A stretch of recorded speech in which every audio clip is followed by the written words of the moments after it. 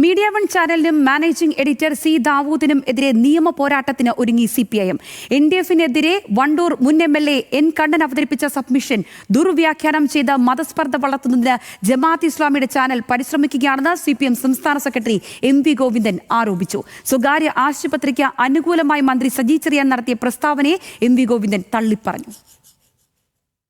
മതരാഷ്ട്രവാദം ഉയർത്തുകയും മറ്റു മതവിഭാഗങ്ങളെ അന്യരായി കാണുകയും ചെയ്യുന്ന ആശയപ്രചാരണമാണ് ജമാഅത്തെ ഇസ്ലാമി നടത്തുന്നതെന്ന് CPIM സംസ്ഥാന സെക്രട്ടറി MV ഗോവിന്ദൻ കുറ്റപ്പെടുത്തി.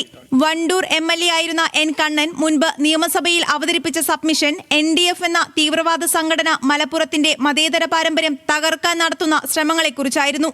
ഈ പ്രസ്താവനയെ വക്രീകരിച്ച് കള്ളപ്രചാരണം നടത്തുകയാണ് മീഡിയ വൺ ചാനലെന്ന് MV ഗോവിന്ദൻ പറഞ്ഞു. മീഡിയ വൺ ചാനലിനും മാനേജിംഗ് എഡിറ്റർ സി ദാവൂദിനുമെതിരെ CPIM നിയമ നടപടി സ്വീകരിക്കുമെന്നും MV ഗോവിന്ദൻ വ്യക്തമാക്കി.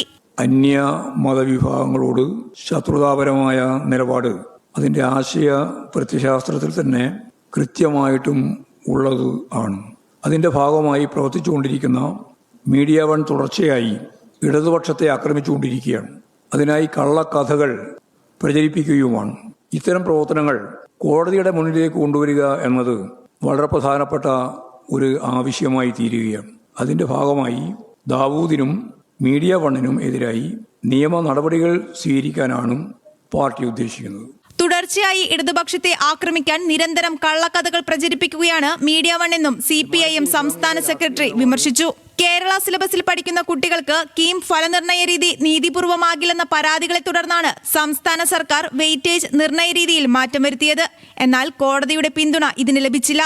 കേരള സിലബസ് പഠിക്കുന്ന കുട്ടികൾക്ക് വലിയ നഷ്ടമാണ് ഈ വിധിയിലൂടെ ഉണ്ടായിരിക്കുന്നതെന്നും MV ഗോവിന്ദൻ പറഞ്ഞു. കേരളത്തിലെ കുട്ടികളുടെ താല്പര്യം സംരക്ഷിക്കുന്നതിന് വേണ്ടി നടത്തിയ ഒരു ശ്രമം യഥാർത്ഥത്തിൽ പ്രായോഗികമായില്ല.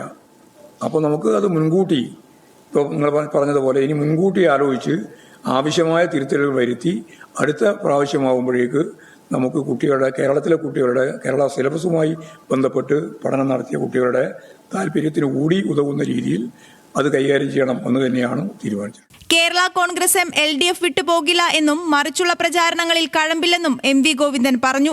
മന്ത്രി സജി ചെറിയാൻ നടത്തിയ സ്വകാര്യ ആശുപത്രി അനുകൂല പ്രസ്താവനയോട് പാർട്ടിക്ക് യോജിപ്പില്ലെന്നും CPIM സംസ്ഥാന സെക്രട്ടറി വ്യക്തമാക്കി.